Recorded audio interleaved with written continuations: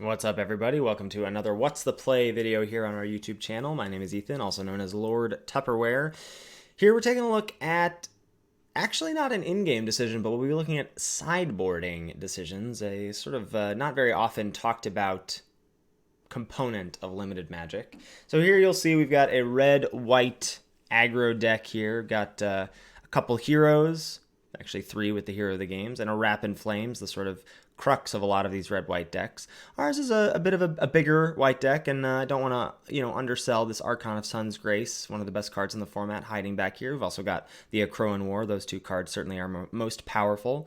A couple Captivating Unicorns, a couple Heliod's Pilgrim to go search up our Dreadful Apathy as removal, or some augmenting spells like Impending Doom or Sentinel's Eyes. A lone Pious Wayfarer at the bottom of the curve here.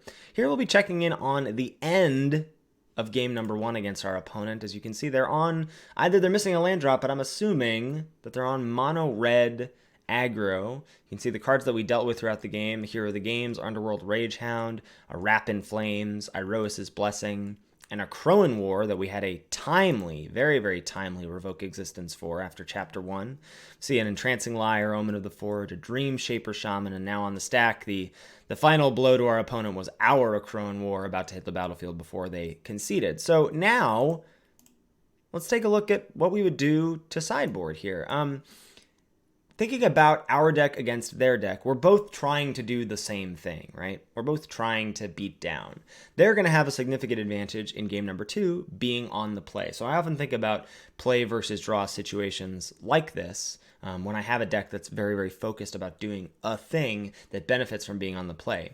When my opponent's doing the same thing, I have to imagine that them being on the play is going to be enough of an advantage that they will be the beatdown in this matchup, right? So when I'm thinking about that, I want to look at cards in my deck that are specifically honed to have me be the beatdown, try and get them out, and look at cards that specifically will have me be the control player, be the player that's going to do better in the long game, and can I bring those in? So thinking about cards that I think are only really good as the aggressor, I'm looking at Wrap in Flames. I'm going to put the Archon here. I don't think that's going anywhere. I'm looking at the Wrap in Flames, though I do think, it's a consideration to cut a 6-drop sometimes on the draw against an aggressor, but I think this does enough as a 4/4 body, and then getting back potentially, a Dreadful Apathy or even an Akroan War or something like that. Impending Doom, however, even though we do have the two Pilgrims, I think Impending Doom probably is something I'm going to look to cut. And this was just sort of something I was feeling throughout playing with this deck, was that two Sentinel's Eyes with the two Pilgrims, because unless I was finding Apathy, often Sentinel's Eyes was the thing I wanted to go find. Two of them felt a little awkward, so I was looking to cut the second Sentinel's Eyes. I could think about getting rid of some X1s, seeing as how our opponent did have a Wrap in Flames, like to reduce how backbreaking that could be against us in terms of it killing us or eliminating some blockers. But I decided, I think, eventually to just leave these two creatures in. Now, looking at our sideboard, we do actually have some really nice options to bring in.